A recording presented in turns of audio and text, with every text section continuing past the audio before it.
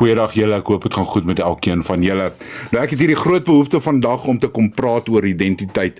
En veral as jy 'n kind van God is, wat is jou identiteit in God? Want as daar een ding is wat die vyand goed weet, is om die kind van God aan te val op sy identiteit. Hy kom sif jou as te ware, om te kyk of jy werklik waar vas staan op die woord van God. Want hy is daarmee jou te potjie, dis die groot ding. Nou, ek weet ek praat met iemand daar buite en hoor of dit jy is dalk. Jy is jou hele lewe het jy deurgegaan en jy het altyd tweede beste plek gekry of jy het nooit behaal wat die ander kinders dalk in jou huis behaal het nie. Jy was nooit so goed soos die ander nie. Jy het die hele lewe deurgegaan en jouself probeer bewys. Tot vandag toe gaan jy en jy probeer jouself bewys, maar jy word nooit raak gesien in daardie kapasiteit om erkenning te kry dat jy ook iets behaal het, of dat jy bo die ander is, waar so jy voor verlang jou hele lewe deur. En hierdie emosies bly so by ons, en as dit jy is hier die volgende ding waarmee jy kyk. Jy isoleer jouself van ander mense af.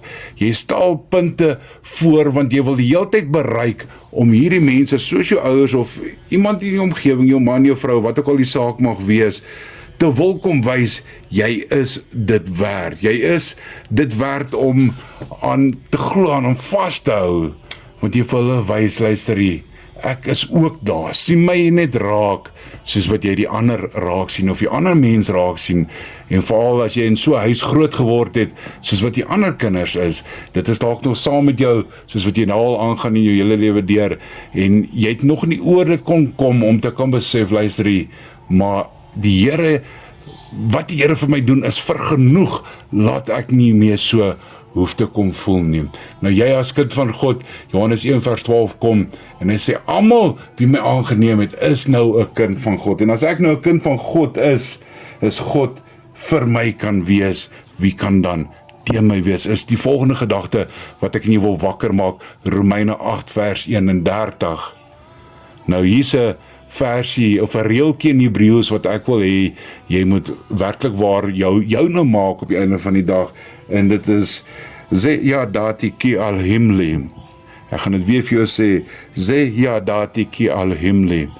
Vir dit weet ek, God is vir my. Nou elke keer, as jy weer hierdie isolasie kry, of jy voel minderwaardig, of jy sien, maar luister, ek bereik nie dit wat ek wil bereik nie, of hulle sien my nie raak nie, wil ek hê, jy moet onthou, maar die Here is vir my. En ons weet al te goed, as die Here vir my is, soos wat nou vir jou gesê het in Romeine 8 vers 31, wie kan dan teen my wees? Wie kan dan teen jou wees? En nou wat ons te gehoor het van Johannes 1 vers 12, as ek 'n kind van God is ek geliefd, ek is waardevol, ek beteken iets, ek is 'n nuwe skepsel in die Here, ek is meer as 'n oorwinnaar, Romeine 8 vers 37, want ek is 'n kind van God. Hy het my losgekoop, hy het my hierdie lewe gegee, my identiteit is nou in God. So moenie dat die vyand vir jou kom en vir jou steel en vir jou sê, luister, ek is nie goed genoeg nie, jy sal dit nooit bereik nie, jy is nie daardie mens, jy sal nooit so goed wees soos jou broer of jou suster nie.